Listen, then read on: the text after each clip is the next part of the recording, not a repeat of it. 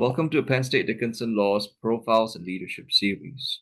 My name is Darrell Lim. I'm the H. Leddy Montag Chair and Associate Dean for Research and Innovation at the Law School.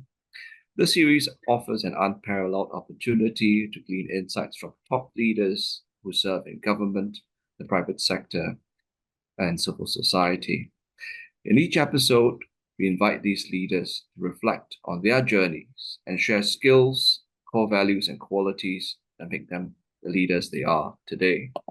We're very pleased to have Mr. Michael Gang. Michael Gang is the principal and co-chair of Post Schell's Energy Utilities Practice Group.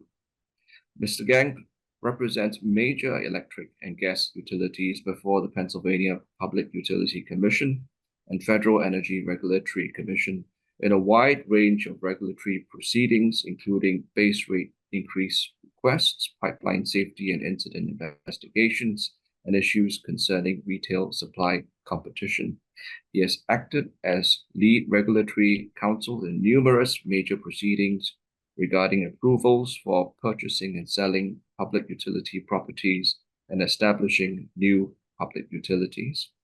He also assists midstream pipelines in developing regulatory strategies and represents them with regard to safety investigations, as well as assisting public utilities and other entities with major financings and in providing comments on potential legislation and proposed regulation.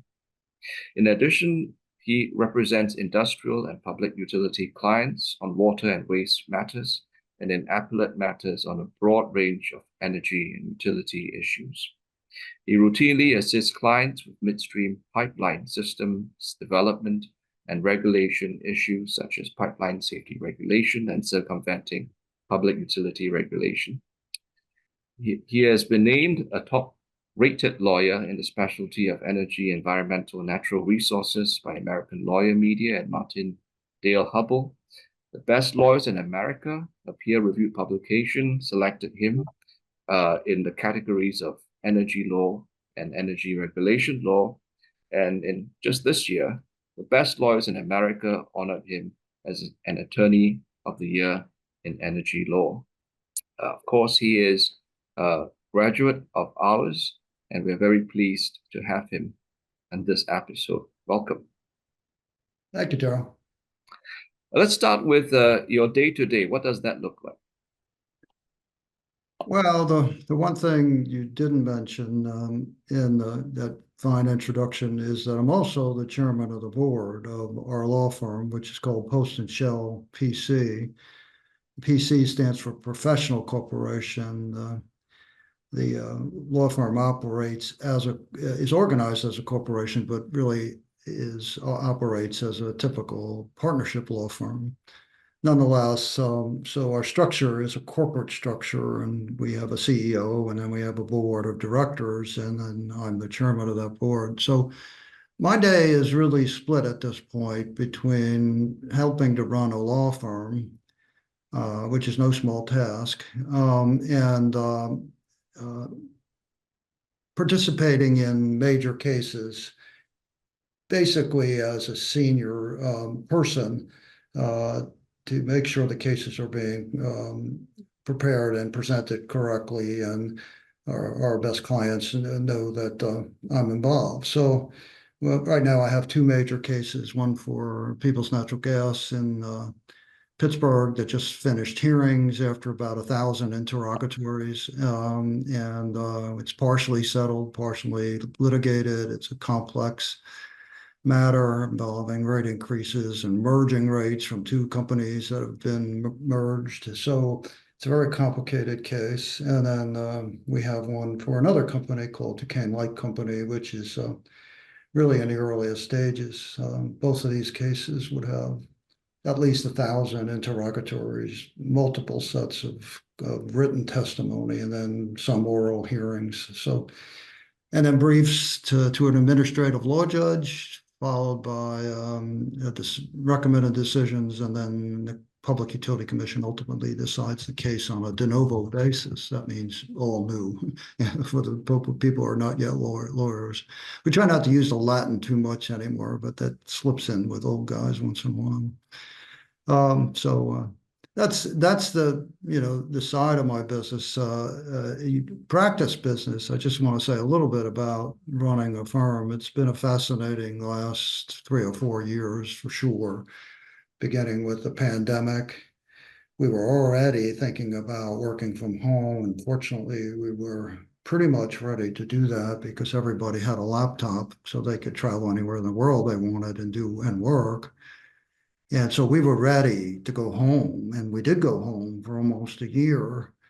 And now we're transitioning back to the office, not on a mandatory basis. It's a very interesting subject in the law now, something that I'm sure will be interested. Students will be interested in, particularly as they choose where they go to work, whether they'll be able to work from home. You can probably see the staircase behind me, and I work from home even as the chairman of the firm, not every day. I know some in different offices, but it's a very interesting development in the law. And the last 3 or 4 years have been there a lot of turmoil, a lot of change. We shrunk our major office in Philadelphia by 40%. So there's a lot of change going on in the legal business, and so that's the other half of my job. So I don't usually get bored during the day. Let's put them. Boy, lots of rich material there. So let's unpack a few of those things. So first of all, working from home. Do you see a generational divide in how much people want to work from home, which days, and just productivity in general? Well, it's the productivity thing to start the last part of it is very interesting because if you live in the Philadelphia suburbs and you have to commute to an office in downtown Philadelphia, at least before the pandemic, you were spending probably an hour each way each day, out of your day, and you can try to work on the trains, but it's not very easy. And if you can't work in a car, right, unless you're on a cell phone and being dangerous. But so a lot of people it made their life a lot better. One of the things about being a lawyer is you got to put a lot of time in, and then sometimes you can't control when you have to deal with clients, particularly in a private firm. So it's nice to have an extra 2 hours a day in your life that you don't have to travel. So that's one really important thing, particularly I think in the major cities. Law firms are working on now, and we are working on, balancing that with the proposition that it is good to know your principals or partners, and associates, particularly young lawyers. You want to be with them in person to some degree. Now we've managed to take some Dickinson associates and here, and I'm actually in the Harrisburg office, and they started during the pandemic, and they're doing great, and they weren't in the office for almost a year. So it can be done, but this is the whole industry, at least the law firms are struggling with, what the right balance is. But I really don't think where many firms are going to get away with insisting that everybody be in the office every day. So right now, what is the right balance for you guys? Well, it depends on the practice, actually. We have decided largely my leadership to not have a firm-wide practice, and people get upset about that because, well, this person's doing that, or no, why can't I do it? So it depends on your practice. If you're doing litigation in downtown Philadelphia, you got to be in the office. But so we're trying a model that says be there when you need to be. And as I've said many times, the first industrial revolution ended about 120 years ago, and we stopped counting where people were sitting, how many people were sitting. I mean, we trust people to record their time every day. What's the difference where they are?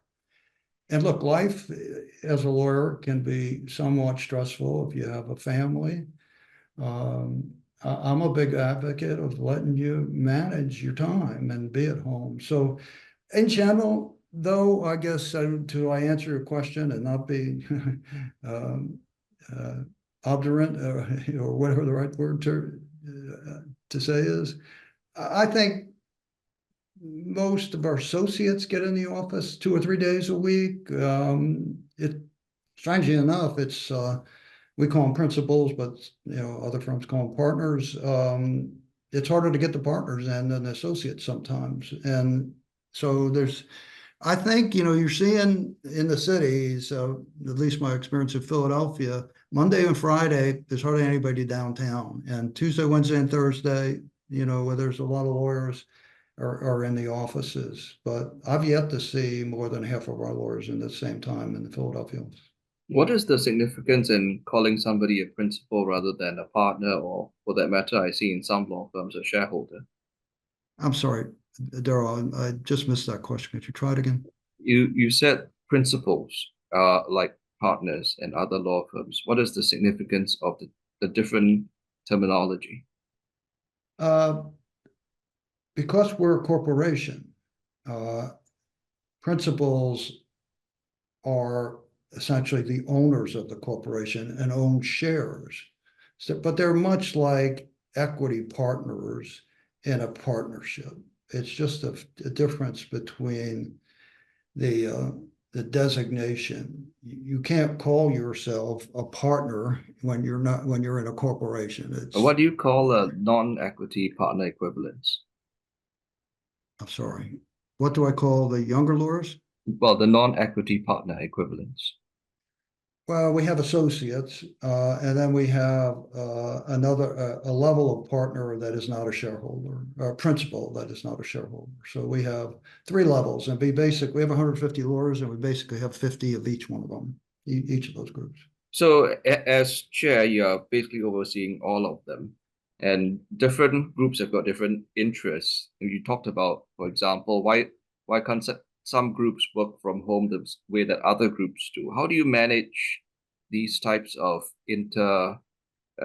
personal relationships? Because they're also your colleagues, and at the same time, yeah, in a sense, their boss. We manage it. We have a system whereby, we have groups of lawyers based upon what they do. For instance, we have a casualty department in Philadelphia, which is quite large, and they do insurance defense work or defense work regard to people, everything that can happen to people, and even commercial defense work. And there's a chair of that group in our firm.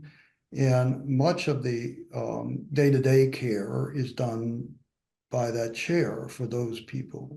When you mentioned earlier that I'm co-chair of the energy and utility group. So, for example, me and another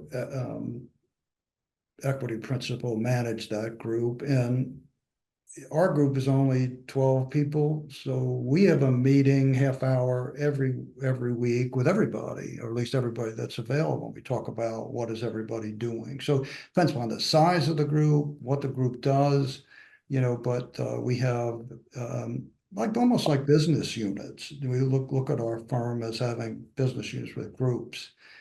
And I could say something about that that's a little broader, and that is that the way I look at the law today, I think there are certain areas where there's always change and always need for lawyers. And one of those is energy. Energy is constantly changing and is now completely integrated with environmental issues in environmental practice. Energy and environment go hand in hand these days, which is appropriate. And there are great challenges and great opportunities. We are really the greatest energy producer in the world. And we now control the oil and natural gas markets because we're drilling for oil and gas, and we've stopped the cartels in the Middle East because they can't control the market anymore. And that's not a commercial for using oil and gas, but it's an example of the dynamic nature of certain kinds of practices. Another one is healthcare. We are very big in the healthcare business, both in advising healthcare institutions, as they have to deal with regulation by the Department of Health in Pennsylvania and federal authorities. And then on the other side, we're probably one of the top two law firms in Philadelphia that does what's called medical malpractice defense, which is a massive undertaking. We represent a lot of hospitals and a lot of practices in medical malpractice cases. These things never go away. You can't live without healthcare. You can't live without energy. You can't live without food and water. Water is in the utility space too. So, it's very interesting when you think about a future career. Where do you want to be? What kind of activities do you want to be involved in? And how consistent will they be? In terms of of Pennsylvania practice as of a the state, law. how active is Pennsylvania in contributing to um, energy resources in the country? Pennsylvania is a huge energy resource state, excuse me. Pennsylvania has been for many years a exporter to other states of both electricity, natural gas, and now it's renewables as well. And there's just fascinating issues in it. There's what's called the congestion line, as you can't see it on a map or see it if you're outside, but the price of energy is, there's a line that runs from New York City, west of New York City, down through west of Philadelphia and the East Coast, where the cost of energy, no matter almost what it is, and particularly electricity, is higher on the east side of that line than it is on the west. And the reason is you can't build power plants and there's no gas and natural resources on the east side of that line. So how do you deal with that? Well, you have to have transmission of energy by high power electric lines, high voltage electric lines, or pipelines. And these things are very controversial. People don't want that stuff in their backyard. But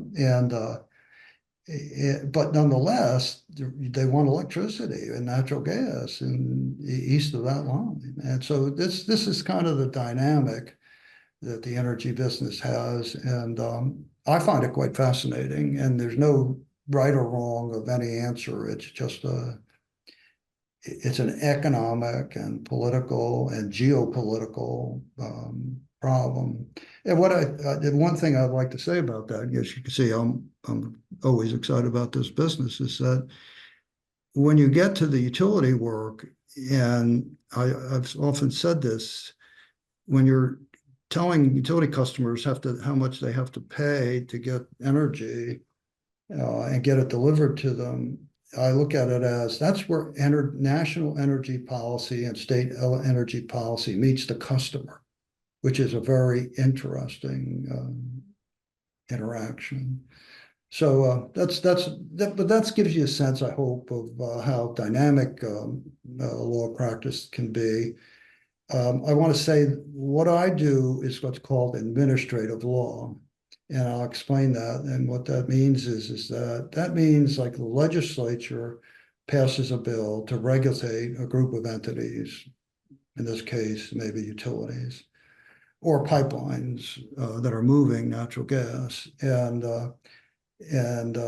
what they do is they assign that to an agency, a state agency, and it's also done at the federal level for interstate transmissions, called the Federal Energy Regulatory Commission. And then lawyers participate in getting the necessary approvals and actions for actions that the corporations want to undertake. And then there's all sorts of interveners who are represented by lawyers, interest groups and low-income groups and the National Resource Defense Council. And this is, where kind of energy, as I said, energy policy kind of like gets decided and as to how it's going to be implemented for customers. So it's and there's administrative law in all sorts of highly regulated industries, like like healthcare, and others. So that gives you a sense of what administrative law is. When I went to law school, I had no clue what administrative law was, and but there are a massive amount of lawyers, and there are lawyers at the agencies doing this. So there's lots of jobs associated, or professions, really a better term, associated with administrative law, which is like a little bit of litigation light. It's not like going to a court and being in front of a jury, but it is an interesting business. So, and this is precisely why we have you to help unpack and demystify for our listeners the kind of important work that you do. Some people don't think about what goes on when they turn on a light switch and how all that just seems to happen by magic. Oh, and that's right. I hate to say when I was born, but a long time ago. And I can remember in the 50s, I was growing up in suburban New York, and it was a big outage. And the outage was electric outage. We were out for almost a day and a half. And it was like a big party then in the 50s. People were like, hey, I don't have to go to work, all this. Now it's an absolute crisis if the energy is off for 4 or 5 hours. And it's just, it's very important, and the electric utilities work very hard to try to maintain, constant electricity. I can't imagine what it's like to live in these countries. I don't mean to pick on India or Pakistan, but for Africa, where maybe your energy's on for 2 or 3 hours a day. It's just How hard to much believe. does your work intersect with national security, given how critical it is for us to stay connected to the power grid and online and everything else that comes with it? Yeah, yeah, and electric utilities and the agencies are really pushing the electric utilities and the federal transmission assets that are governed by the federal agency to improve the reliability. And of course, we also have, the whole question of how do you prevent bad actors, as some people will call them, from upsetting the electric grid or disturbing a gas or oil pipeline, just electronically, by interfering with computers. So it's and then physical damage as well. So it's very important stuff. So tell us if you have one or two stories in terms of your interactions with these government agencies. You could talk about state agencies, you can talk about federal agencies if you prefer, but help us to understand, if you like, the culture of these agencies when you deal with them, because I think a lot of times lawyers going into practice, they see the law, but they don't see the people behind the law and the organizational cultures behind the law. And in all the years of practice that you've been in, I'm sure you have got the chance to meet all sorts of people from all sorts of organizations. So talk about that. To answer the hardest question first, I'm just finishing my 47th year in practicing law, and every year I say this is the last one, but I seem to get reeled back in by clients and by the firm. I'll say this first. It's a very interesting thing when you represent organizations like this. You get to be part of the organization. They rely on you. In many cases, I have more company knowledge than anybody in the company because I've been engaged by them so long. And it's an interesting. I say this for young people, new students. It's an interesting way to practice law because you're in a company, but you're not controlled by the company, and you grow up with them. And the people, when you're a young lawyer, are young people, and they eventually become executives of the company, and you've helped them, and they help you and you help them. So it's interesting when you're doing corporate representations that are literally continuous, and it's also nice that it's not what we call it's continuous representation. Then you have transactional representation. If you're a criminal lawyer, your client never wants to see you more than once, right? They want to be done with that. But if you're an administrative lawyer in one of these areas, you really become friends with your clients, very close friends. So, but you talked about the agencies. The agencies can change, although, and earlier in my career, particularly in the late 70s and early 80s, when there was a lot of well-deserved controversy over building of nuclear power plants, which doesn't really happen in this country anymore. It was much more volatile. The agency people were more combative, and that's around the time, by the way, with so-called consumer advocates were created. They're independent government agencies that participate in these proceedings. But I think now in most agencies, both state and federal, in particular, I think that they have a broader view. An example would be the development of natural gas in Western PA. It's a massive economic boom in Western Pennsylvania. It is the second largest well of or resource of natural gas in the world, and it's creating a lot of economic benefit. So politically in Pennsylvania, you have people that are very appropriately focused on global warming and too much carbon in the air, and then you have these economics. So I think that in the government, this is known, and Pennsylvania has a balance about this, and still sees the benefit on a broad basis of being an energy producer and exporter to the country and beyond. But so I think our regulators are pretty balanced, and I don't, it can move a little when you move from party in power to another party. But overall, I think it's constructive regulation. Thank you. Let's switch gears and now talk about you and your younger days.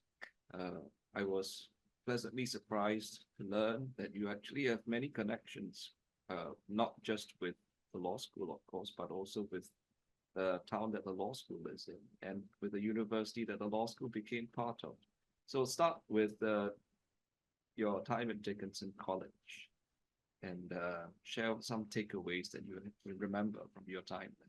Well, that's a long time ago. I was started at Dickinson College. The Vietnam War was still going, and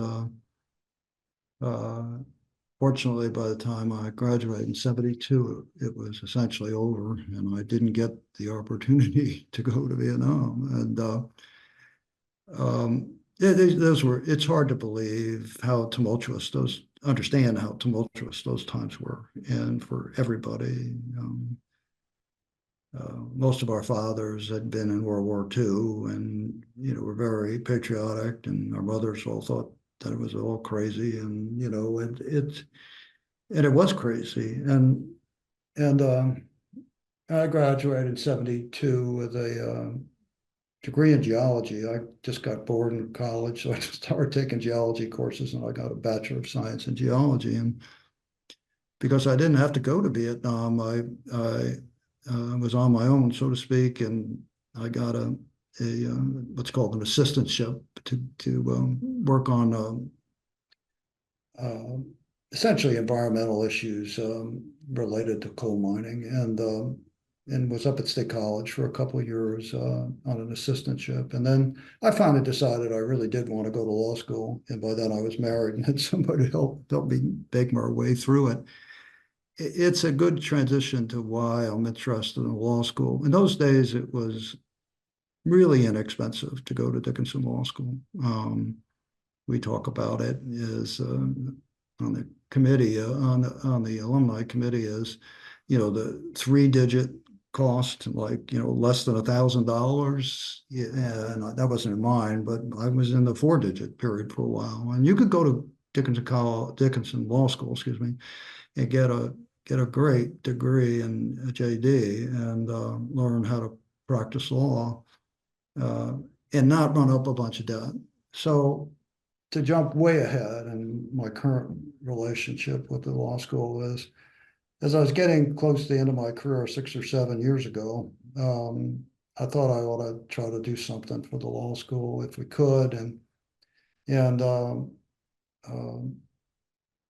law school was just about to be separated again and into 2 separate schools, and so I was fortunate enough to be asked to join the alumni group, and we're an advisory group to the dean, really on two things. We're there to try to preserve more than anything the way Dickinson, on a modern basis, teaches people how to practice law, not theoretical law, but practice law, to be the lawyers that are there representing clients and dealing with the kinds of issues I'm talking about, and many, many other kinds of issues. And the school is dedicated to that, and that's important to us because I am part of a management of a law firm, and we hire Dickinson lawyers almost every year because we know that they can do the job, and that's a really important thing. And the community of lawyers in general, I believe, are focused on that, not just for Dickinson law, but other law schools that they went to. There's that, and then there's the question I just addressed, that I could have never gone to law school if I would have had to pay the kind of money that has to be paid today. So whatever it causes that, I think me and others are trying to do the best we can, both personally and also by contacting other people to try to produce scholarships and lessen the load of students trying to be a lawyer. And so we're spending a fair amount of time on that. But there's one more thing we do, which connects us to law school students, and that is, because we're in law firms or organizations like the Public Utility Commission or all the agencies in the Commonwealth, we're looking to the law school for people that want to practice, administrative law. And many of the lawyers that come out of Dickinson go to the appellate courts in Pennsylvania. So it's been a long arrangement between Dickinson law and the administrative apparatus of the state and the courts of the state, and it's amazing. You can be in Harrisburg and you can be sitting at a restaurant and talk to a Supreme Court justice. It's just it's a very interesting place to live and participate in the legal process. So we're trying to, what I call, I don't know, it's an old movie, but pay it forward to the people. I said this at a meeting one day. Why did you start it? Somebody asked me, why did you fund a scholarship? I said, well, I don't know how I was able to go to law school without having a lot of debt, but somebody made it happen, and I think it's my turn to make it happen for somebody else. Thank you for doing that, and everything else that you've done over the years, including, not least of which, hiring students from our school. Yeah.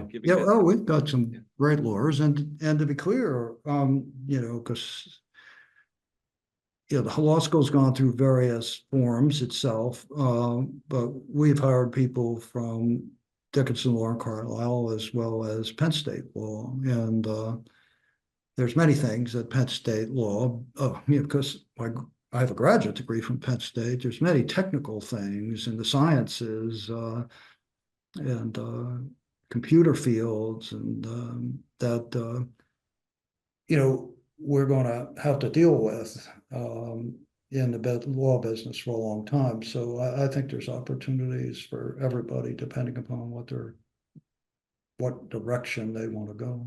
Well, you mentioned your early focus on geology, and now connecting the dots, it seems almost like you were predestined for the current work that you're focused on. Did you ever think that that was the direction that you would be working in, the field that you'd be working in?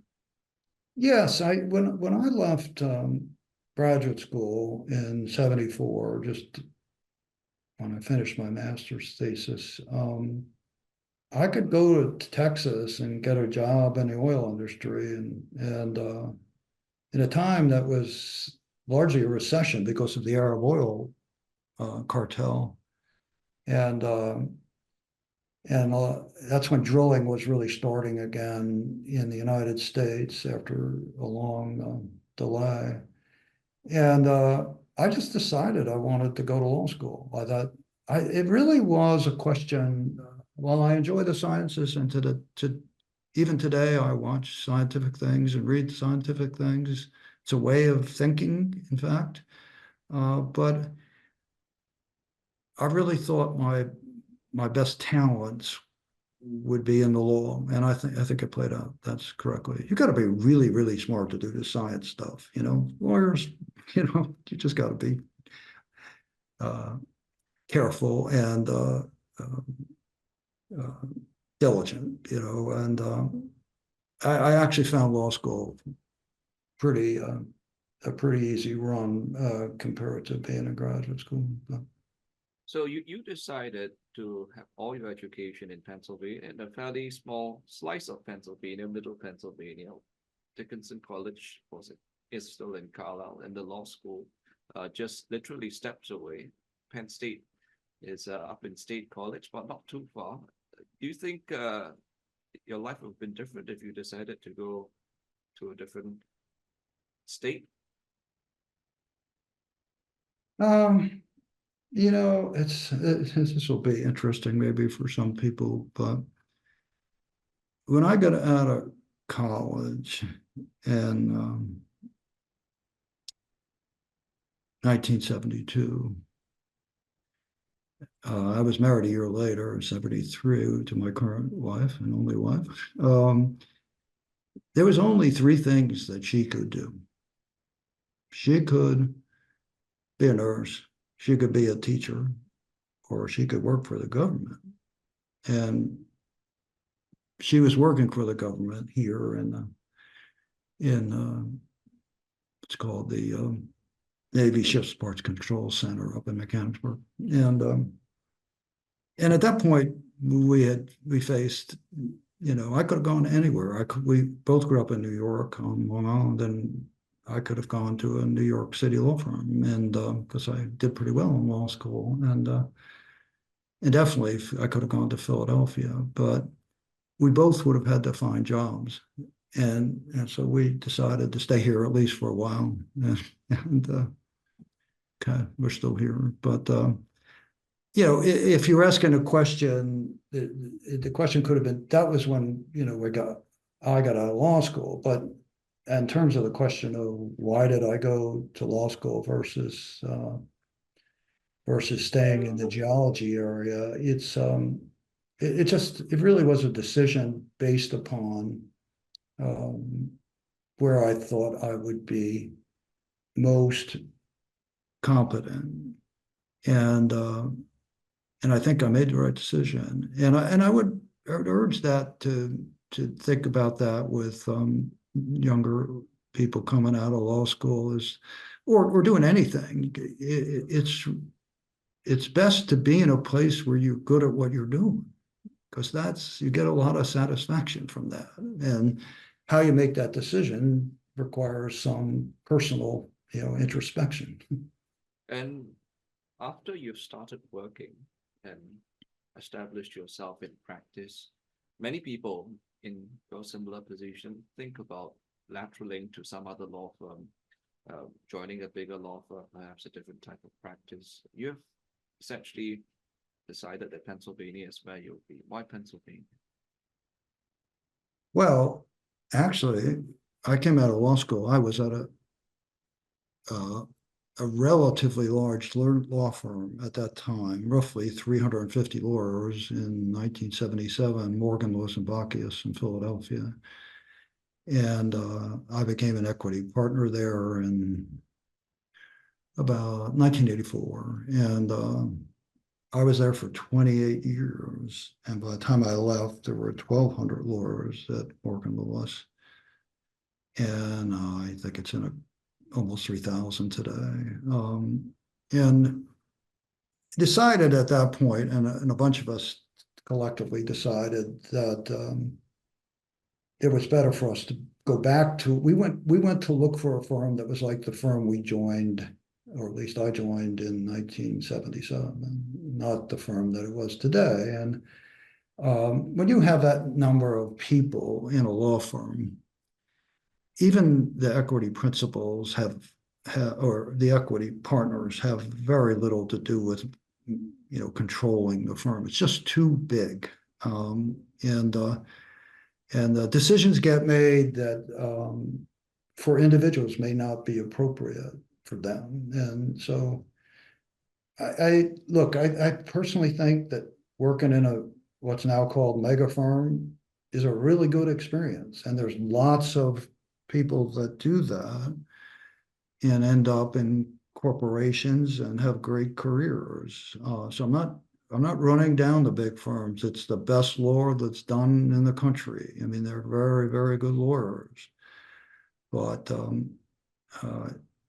in terms of feeling that you're in control of what you're doing, and your livelihood, it's a little bit more difficult than in a big firm. Thanks. That's helpful. And I wasn't expecting that answer. I was asking about geography, but that's a very helpful insight to include as sorry, well. But in terms of geography, why Pennsylvania? As I said, well, I'll go back to this is a funny story, I think.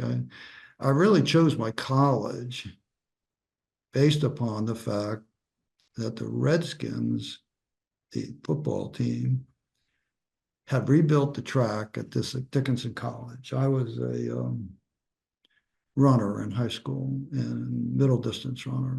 And in 1968, when I graduated, Redskins had built a brand new track at football field at Dickinson College. And it was the same track as was built for the Mexico City Olympics. And that's how I got to Pennsylvania. It was the fastest track in the country in 1968. And what keeps you in Pennsylvania? What keeps me here? It's what I said earlier, that, my wife and I got settled here. And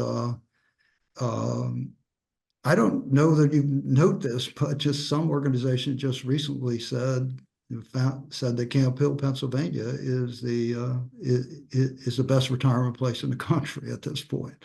So my wife said we're not going anywhere. But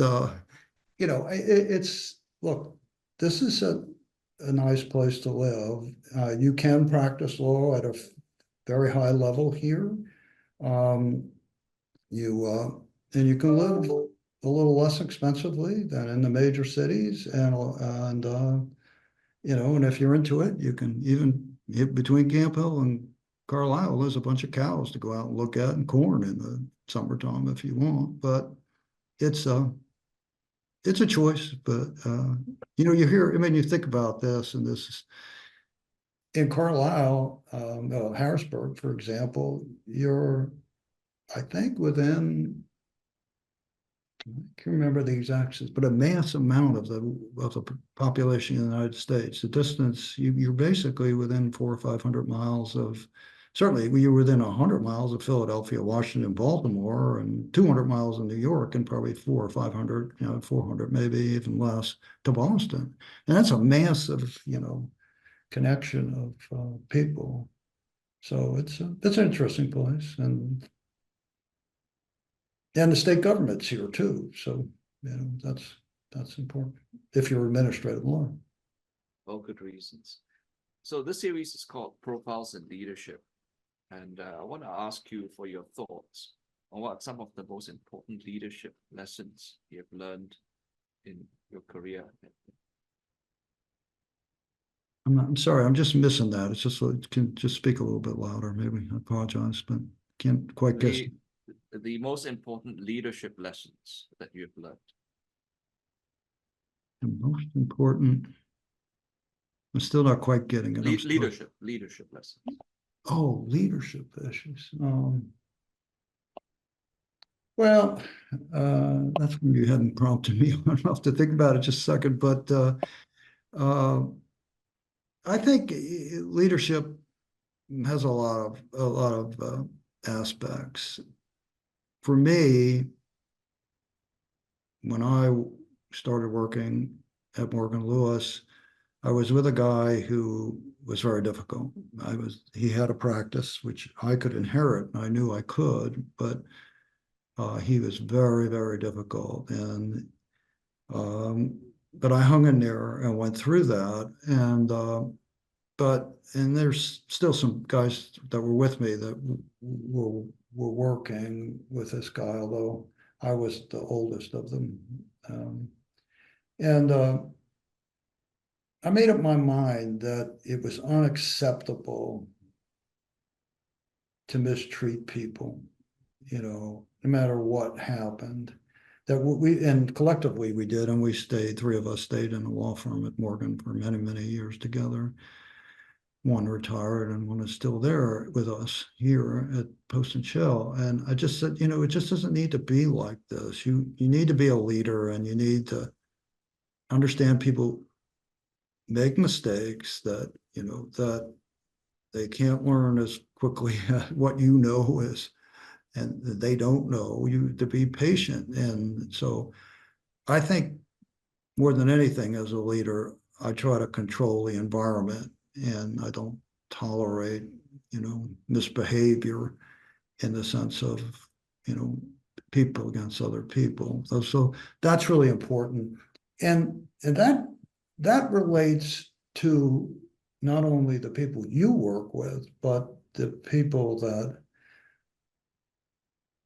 lawyers on the other side of the table.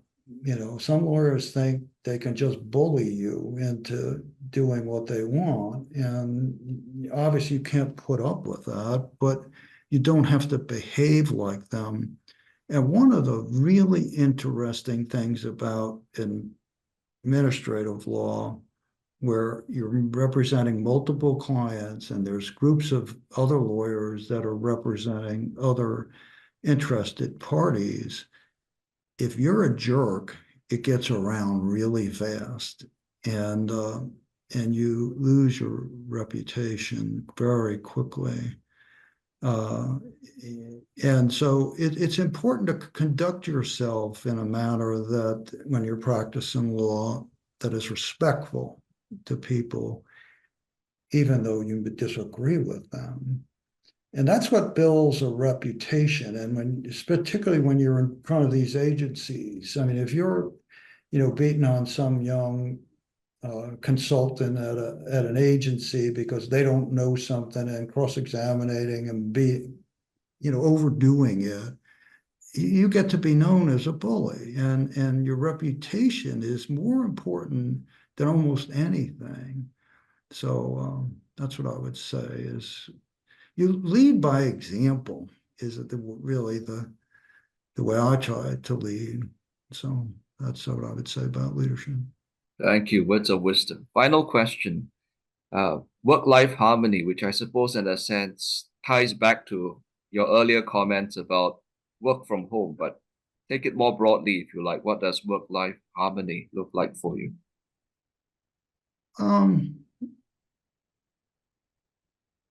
Yeah, it is important, and the law firms are working on that, I think, and work from home, as you said, is part of that. I can tell you this, that earlier in my career, kind of middle of my career, I could go off for 3 weeks once in a while, and I went to Africa one time, which was wonderful, and without being in contact. Now today, you cannot not be in contact.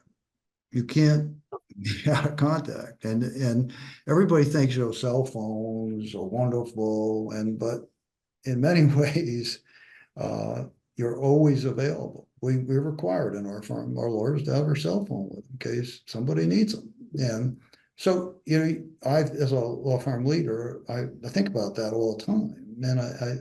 And you have to remember you're in a profession, and we're in a society where everybody wants their problem fixed instantaneously. Now, look, clients will ask me where I am, and they won't ask me to do things that are, in the middle of my vacation unless it's absolutely necessary. And this is in part why you work in groups with people. If you're a sole practitioner, you're it, and you have to deal with it. But if you work in groups that are well organized, you can manage that. And so it isn't, it's funny. I wrote a note to end with this, Daryl. You have to remember it's a profession. It's not a job. And profession means, doctors call when there's come when there's an emergency, and they have programs to deal with when their patients have emergencies and they're not there, and that's what lawyers do. And you should, again, when you choose an organization that you're going to join, and agencies do too. I mean, so you choose an organization you're going to join when you leave law school, and you should think about those things and ask people how does this work. So that's what I would suggest. Well, thank you very much for joining us today, for your service to our school, for giving our students so many opportunities, and for your work in the state and nation more generally over all these years. Thank you. It's been a privilege to have you on our Profiles in Leadership series. Thanks, Daryl. It's a pleasure to talk to you, as always.